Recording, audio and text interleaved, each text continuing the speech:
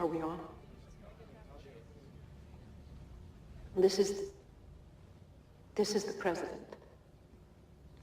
I've just been informed that our mid-range military bases at Beta Durrani and Proxima 3 have fallen to the Minbari advance. We've lost contact with Io and must conclude that they too have fallen to an advanced force. Our military intelligence believes that the Minbari intend to bypass Mars and hit Earth directly, and the attack may come at any time. We have continued to broadcast our surrender and a plea for mercy, and they have not responded. We therefore can only conclude that we stand at the twilight of the human race. In order to buy more time for our evacuation transports to leave Earth, we ask for the support of every ship capable of fighting to take part in a last defense of our home world. We will not lie to you. We do not believe that survival is a possibility. We believe that anyone who joins this battle will never come home. But for every 10 minutes, we can delay the military advance. Several hundred more civilians may have a chance to escape to neutral territory. Though Earth may fall, the human race must have a chance to continue elsewhere. No greater sacrifice has ever been asked of a people, but I ask you now to step forward one last time. One last battle to hold the line against the night. May God go with you all.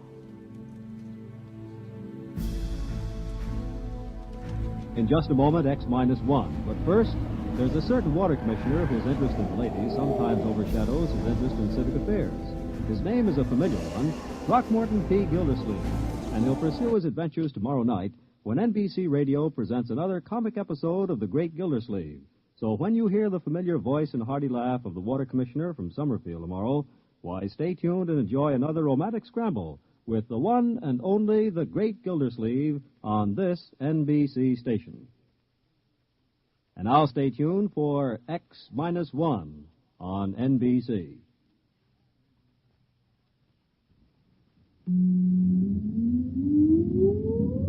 Countdown for blastoff.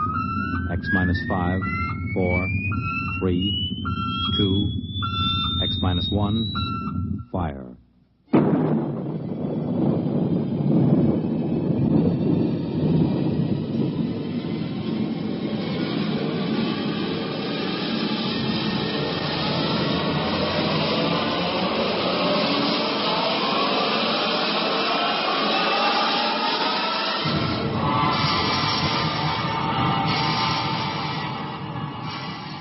From the far horizons of the unknown come transcribed tales of new dimensions in time and space. These are stories of the future, adventures in which you'll live in a million, could be years, on 1,000 maybe worlds. The National Broadcasting Company, in cooperation with Galaxy Science Fiction Magazine, presents X-1.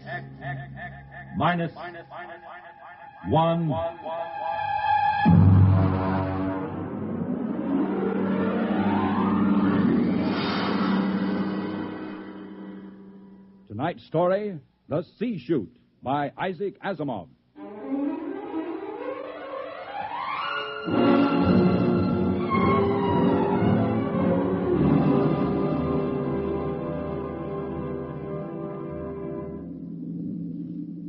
We were on our way home to Earth when it happened. 6 of us, coming home as passengers aboard the merchant spaceship Starfire. At the start of the Second Interstellar War, the one between Earth and the planet Chloro. And then it happened.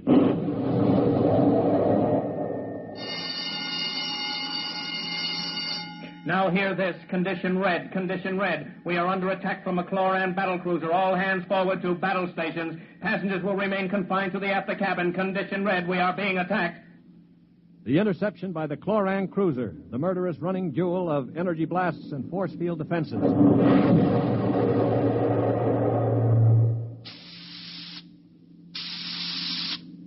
We huddled in the passengers' after cabin, terrified, not knowing how the battle was going.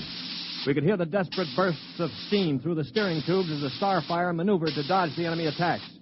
And then...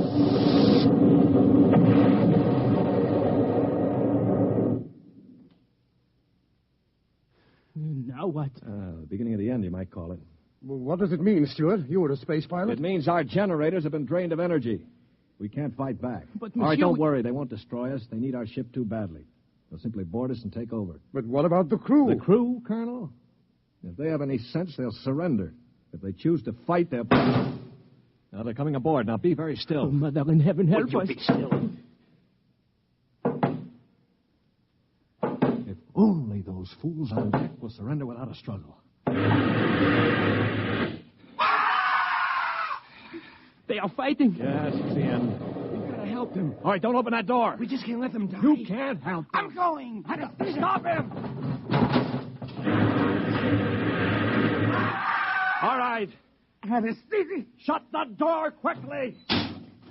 Aristide, my brother. That poor fool. I'll get them. My brother, I swear to you, I'll get them. Yeah, you better cover his body. The brutes. The monstrous green-skinned brutes. They're no more brutes than we are, Colonel. This is a war. Are you defending them? I'm merely pointing out the facts. I ought to strangle you. Why not save it for the chloros? I will. I promise you I will. Well, they're probably deciding right now what to do with us. We might as well settle down and wait.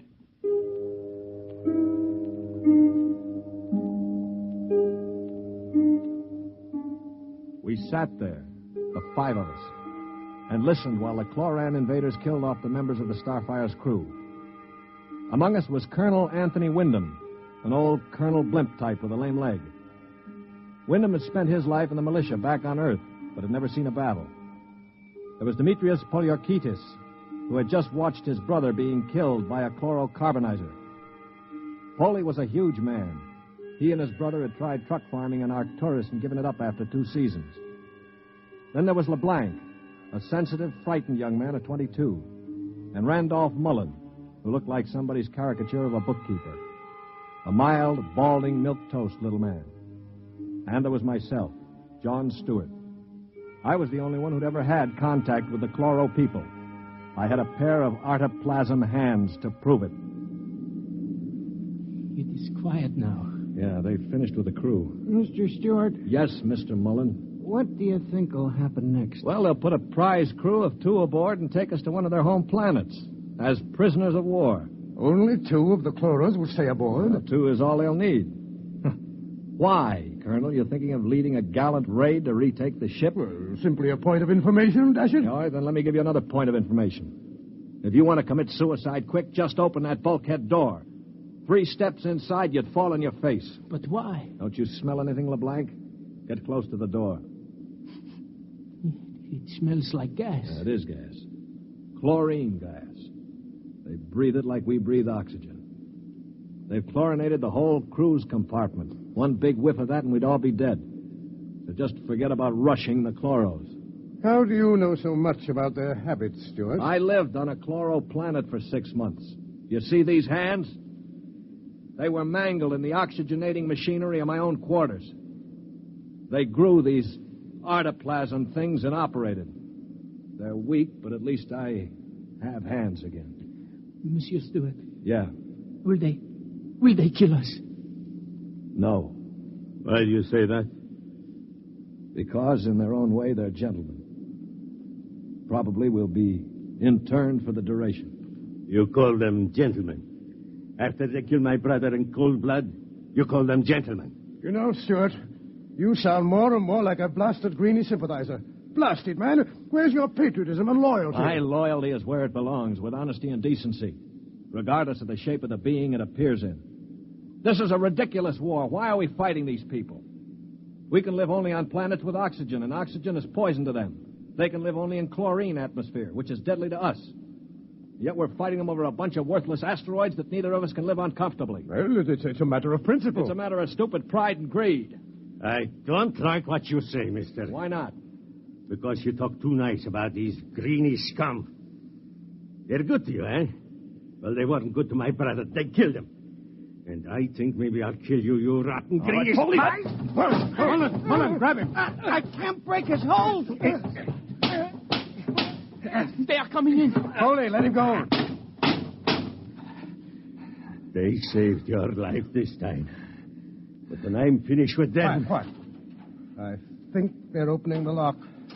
Well, don't get between us. Holy, don't lose your head. They'll kill us all. I greet you, Earthmen.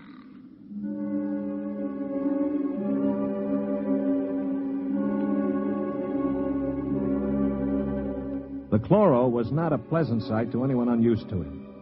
He was about the height of an Earthman, but the top of him was just a green stalk with eyes. He was still wearing a spacesuit to protect him from the oxygen in our compartment. In one of his tendrils, he carried a chloran gun. As he stood in the doorway, I could see Polyarchetes' eyes begin to glisten with rage. Then, with a bellow like a huge bull, he threw himself at the chloro.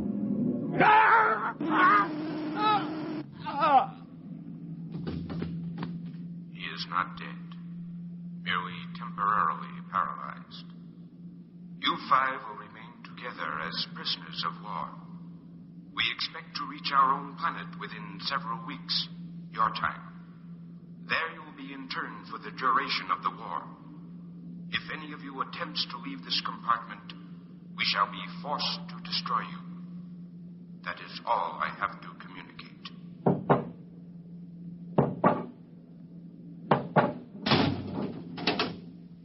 Hadn't we better do something for Mr. Polyarchetes? Oh, he'll be all right.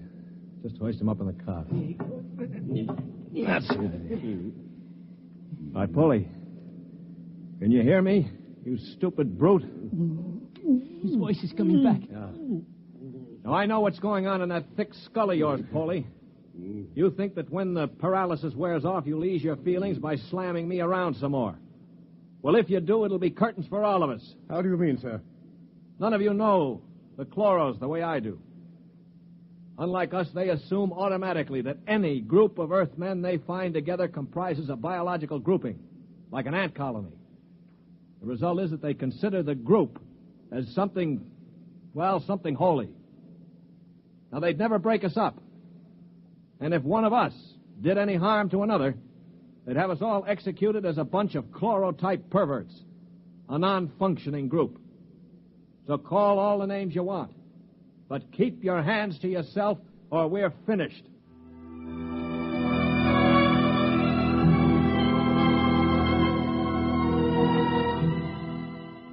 My little speech had a sobering effect on the group.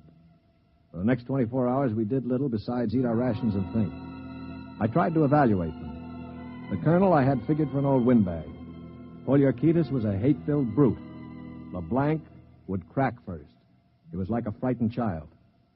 Mullen was a nonentity, a mouse instead of a man. Everything he did seemed prissyish. His voice had the quality of furtively rustling underbrush. How long did you say the trip would take, Mr. Stewart? Well, the chloro said about 2 weeks. Gentlemen, if I may interrupt. Colonel? Now, it has occurred to me that perhaps you know of some weakness that might enable us to overcome these chloros. The only weakness they've got is that they can't stand oxygen. Oh, but there must be some way to get the best of them, man. After all, there are only Now, look, two. before I answer, Colonel, I have to know your motive. Is it to save your own skin or help Earth win the war? Oh, dash it, man, to help our side, of course. What we're looking for is the way to save the ship for Earth without losing our lives, yes? Well, all right, let's take a vote then.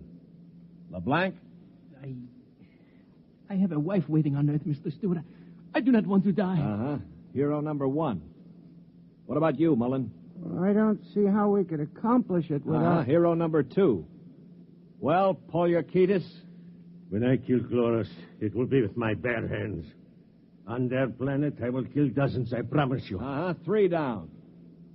Well, Colonel, don't you want to march to glory, an old militiaman like you? Your attitude is very cynical and unbecoming, Stuart. I see. Well, then I'll have to blow the ship up myself. Stuart! Don't worry, Colonel. I don't intend to be a dead hero. Of course, there is a way we might do it. What did you say, Mr. Mullen?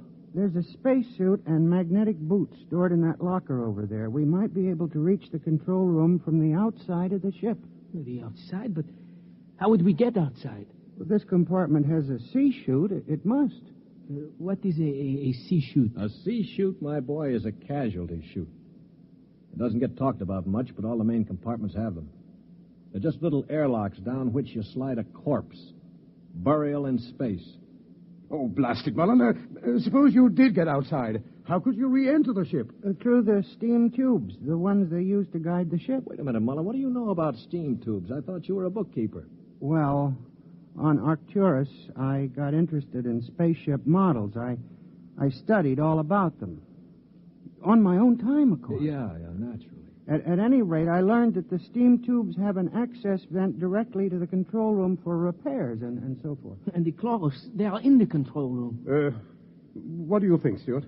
Well, it's a video sort of idea, but it might just work. We could get permission from the chloros to open the sea chute and bury Paulie's brother. And one of us could slip into it, work forward, and climb up through the steam tube. The question being, which one? What about you? You with your loud talk and your sneers. I'm no hero, Paulie. I've already said that. My object is to stay alive.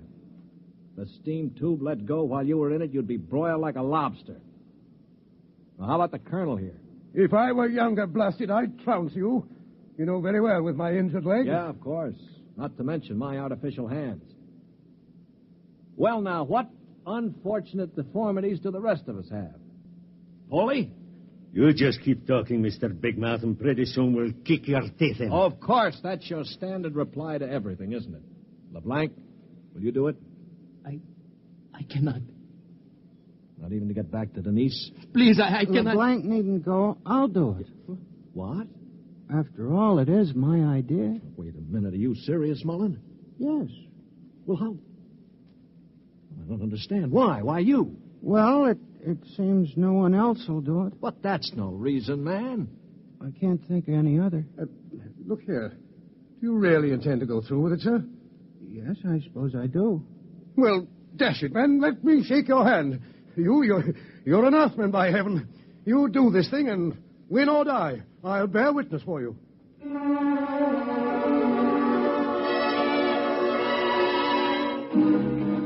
It was quite a moment. Mullen the mouse had suddenly turned into a man. He just stood there awkwardly while the colonel puffed his hand. Poliorketis seemed stunned. LeBlanc was wide-eyed. And I? Well, I was in a peculiar position, one in which I rarely found myself. I had absolutely nothing to say. That ought to bring them. I hear one.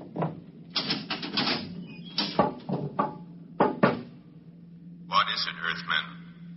One member of our unit is dead, as you know. We request permission to jettison his body out of the casualty chute. You may do so. You'll have to open the chute lock from the control room.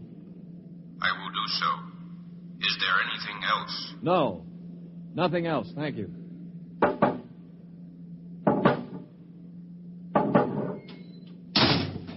Oh, boy. All right, come on now. We'll have to work fast. Mullen, get into a spacesuit from the emergency locker. Paulie, help Mom with those magnetic boots.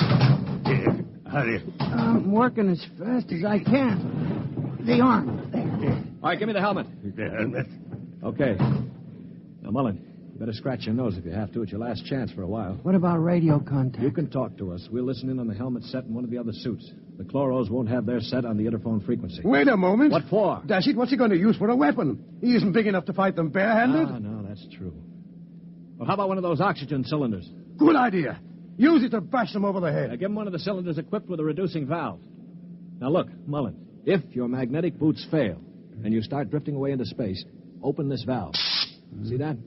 Now, you can use it like a miniature jet and try to blow yourself back to the ship. Understand? I think so.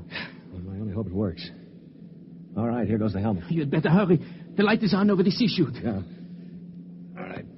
That means I've opened the lock. Here. Now, can you hear me? Oh, LeBlanc, give me that other space helmet. Yes, here. Let me switch on the radio. Can you hear me, Mullen? I hear you. Fine. Plenty of air? Air Door's okay. Uh-huh. Polly, open the sea chute. Okay, now help him in. Are you ready? Ready? Well, good luck. Close the chute. Pull the ejector valve. Now. He's out. Oh, God help him. The light is out. Yeah. The chloros have closed the chute lock. I don't suppose he has much of a chance. No. Do you think he knew it? I don't know. I just don't know.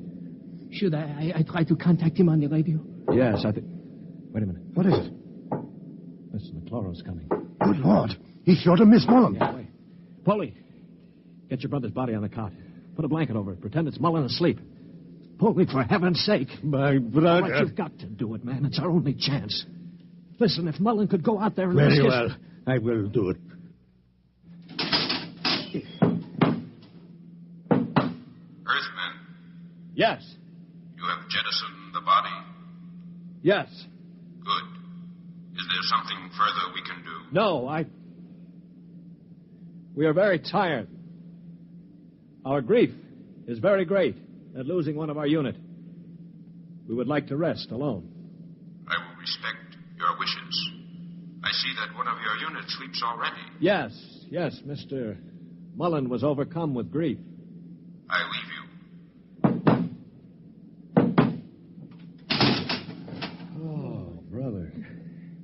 Polly, I thought sure you were going to rush him. With that brave little guy out there. What do you think I am, anyway? And to think I laughed at him makes me ashamed. Yeah, I guess I've been saying some things that maybe weren't too funny. I owe all of you an apology. Do you think it's safe to try the radio? Yeah, we better. Hello? Hello, Mullen. Can you hear me? Yes, I hear you. Where are you? I'm standing on the outside of the ship. All right, now take care. One misstep and you'll be marooned in space. Now, can you find the steam tubes? I think I've found one of them already. I can feel the rim. I just hope it doesn't let go when I get inside. Be careful. I'm going into the tube now. I can feel the ladder rungs I used to repair the inside. Yeah, well, keep in contact. I'm in the tube now. Good Lord. They've let go with a blast. Well, it may be the starboard tubes. Mullen! Still here. They use the other tubes, fortunately. Now, if they don't try to correct for over-deflection... Yeah, keep moving. I seem to be... Wait. Yes, I'm at the end of the tube now, where it opens into the control room. Good. Now, look, there's a small metal door there. Can you feel it? Yes, I'm afraid it's locked from the other side. Oh. I can't budge it. Mullen, listen to me. Stewart, I'm scared. I'm terribly scared. Yeah, all right. Now, hang on. Don't blow up. Listen to me. Are you listening? Yes. Take the spare oxygen tank. Bang on the metal door that leads to the control room. The chloros are bound to hear you. When one of them comes to investigate, try to hit him with the cylinder. Now, aim for the stalk on top of his body. Try to blind him. Will you do that? I'll try. Well, now, go on. Only one can come. The other will stay at the controls. Now, start banging.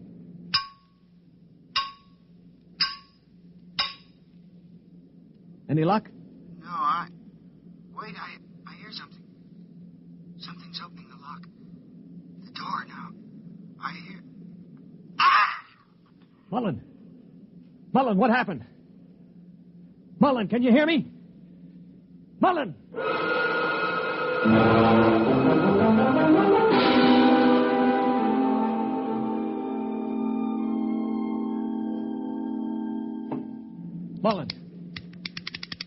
Mullen! Oh, it's no use. They must have gotten him. Yeah, he was one brave little guy, that one. But suppose they have just got him in the control room. I mean, maybe he's not dead. Well, then maybe one of us could rush them. We could bang on the door and jump the chloro. the first guy would be a cinch to die. I would be willing to take the chance. You? Why not? I could try. Not you. I'm the strongest. I do it. Now, listen, you chaps. I'm an old man. I've got nothing to live for anyway. Suppose I throw myself at the ray gun. Wait a minute. What's going on here? 20 minutes ago, there wasn't one of you who'd risk his little finger to get us out of here. Now you're falling all over each other. Maybe Mr. Mullen teaches us a lesson, huh? Yeah. Okay, Polly, give me the wrench. I'll start banging on the door.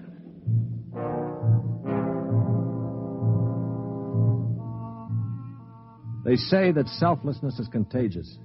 I guess maybe it is. I'd been a cynic all my life, a man who believed in nothing. Well, I'd come face to face with 4 human beings who proved that I'd been living a lie. I knew what I was going to do now. When the chloro came to investigate our compartment, I had it all planned. If only my poor, weak hands would hold out long enough. Ready? Ready. Here goes. That should bring him. Try again. Wait, listen. Shh. It's at the door. Get ready. It's opening the lock.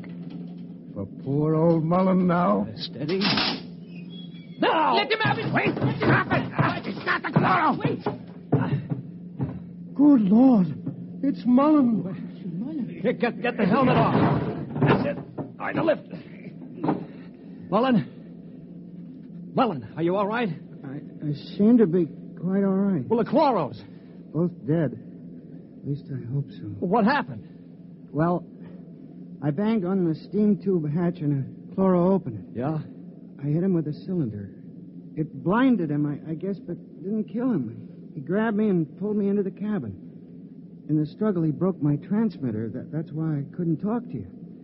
Finally, I managed to club him down. Well, what about the other one? The other one almost got me. It must have heard the scuffle and came into the cabin with a ray gun. What I did, I guess, was pure reflex. The cabin atmosphere was chlorine, of course, and the greenie didn't have a spacesuit on. Uh-huh. So I just turned on the oxygen valve in that spare tube. It was like spraying an insect with poison. Well, you're a brave man, Mullen. I'd have been scared to death. Mullen, what is it? Mullen.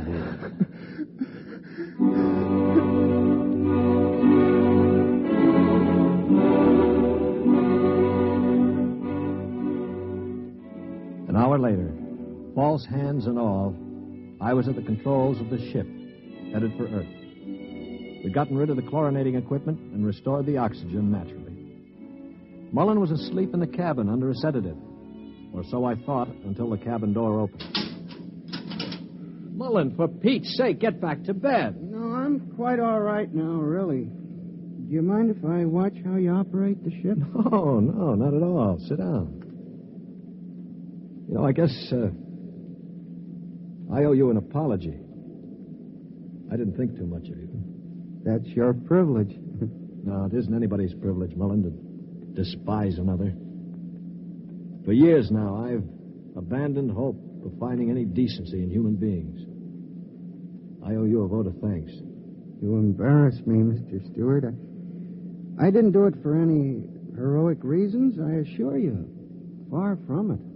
Well, why did you do it, Mullen? That puzzles me very much. Well, Mr. Stewart, I'm a bookkeeper. 17 years ago, I left Earth to work on Arcturus. I never made much impression on anybody on Earth, although I wanted very much to have people like me. Well, about a year ago, I started to write to my family again. Don't ask me why. And then I asked for a leave of absence to go home after 17 years. Well, I still don't understand. It wasn't patriotism or love of a woman or money or any of those things. What was it? Mr. Stewart, haven't you ever been homesick?